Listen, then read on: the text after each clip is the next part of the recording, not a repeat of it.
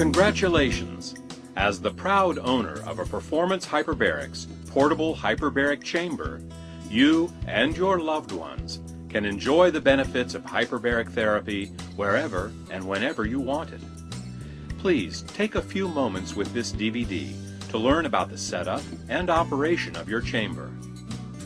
Corinne will help us with the presentation, and Spencer will guide you through this comprehensive demonstration.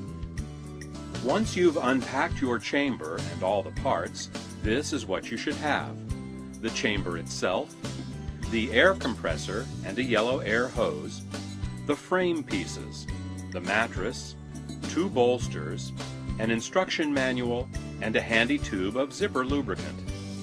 Additional accessories, like this chamber cover, are also available.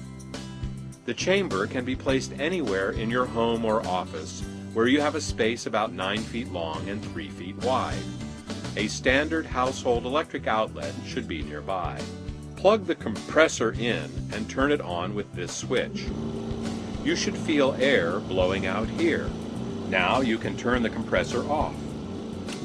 Attach the compressor to the chamber by connecting the yellow hose. The small connector goes here at the compressor, and the large connector with the locking collar here at the chamber. Now let's inflate the chamber with no one inside. First, put the bolsters under the chamber about 1/3 of the way from the ends. This keeps the chamber from rolling around once it's inflated. Now let's lubricate the zipper. Put a light film of the lubricant along the entire length of the outer zipper here and pull it open. To do this, hold the fabric by the zipper with one hand to give it some tension and pull it open. The zipper may be a little stiff when it's new. If you lubricate the zipper every few uses, it will soon loosen up. Next, we have to make sure that all the valves are in the correct position. On the outside, the air outlet valve here should be closed. This is the valve that lets the person on the outside of the chamber let the air out. If it is open, then the chamber cannot inflate. This is what it looks like when it's all the way open. This is what it looks like when it's partially open. And this is what it looks like when it's closed. Be sure it's closed. Now let's check the 2 valves inside the chamber. The air inlet valve here, which is opposite from where the air comes in from the compressor, must be all the way open. If this valve is closed, air cannot get from the compressor to the chamber. Finally, the internal air outlet valve here must be closed.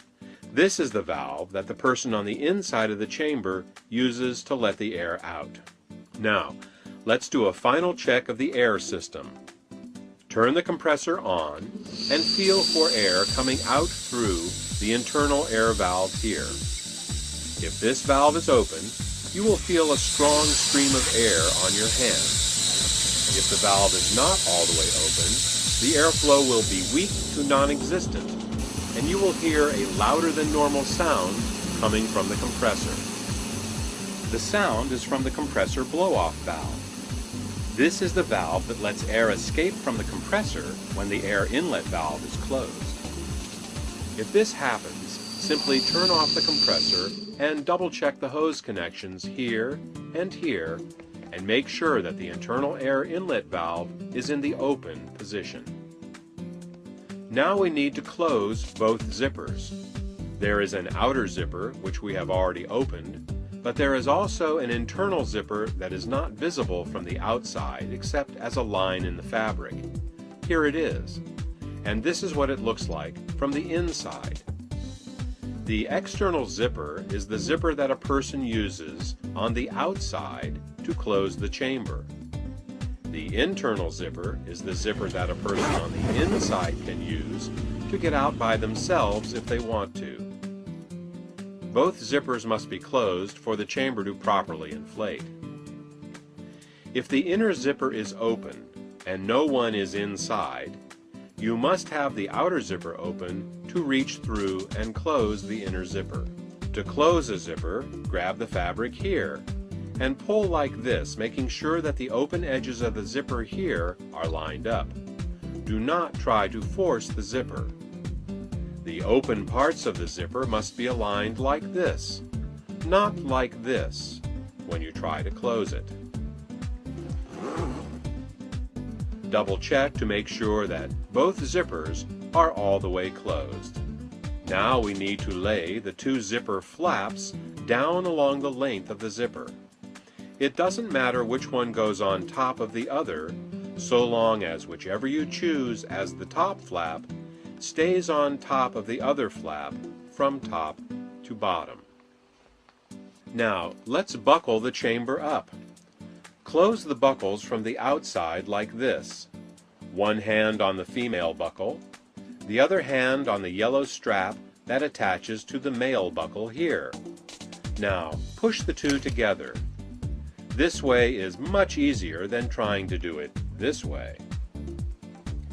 Be sure to double check all the buckles. Just because you heard a click may not mean that they are all the way closed. This buckle is properly closed, this one is not. It's important to make sure all the buckles are properly closed or the chamber can be damaged. Alright, now we're ready to inflate the chamber for the first time. Turn on the compressor and let's watch what happens in this time-lapse shot. We don't have a frame in the chamber yet, so it will take a few minutes longer than normal to inflate. Without a frame, inflation takes about 8 minutes, but with the frame in, it takes about 4 minutes to reach full pressure. Now that the chamber is taking shape, let's look at some of the other parts of the chamber. As you already know, this is where the air from the compressor goes in. This gauge is where you measure the air pressure.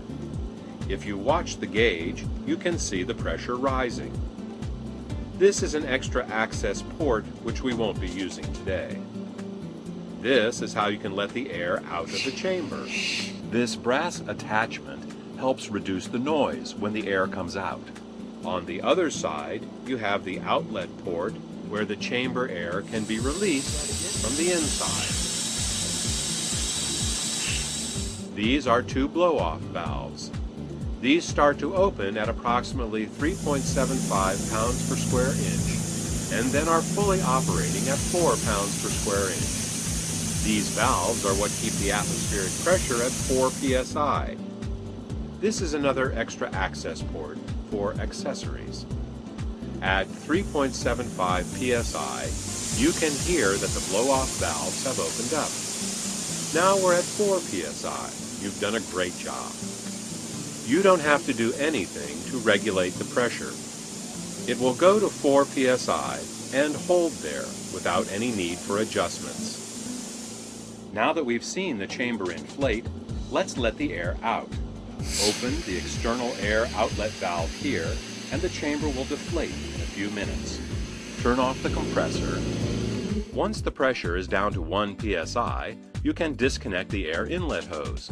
The chamber deflates more slowly at lower pressures, so disconnecting the air inlet hose at 1 psi will maintain a stable deflation rate. Once the pressure gauge reads 1/4 psi, you can open the buckles and unzip the chamber. Now, let's put the frame together. Assemble it outside the chamber first to make sure that you correctly understand how it goes together.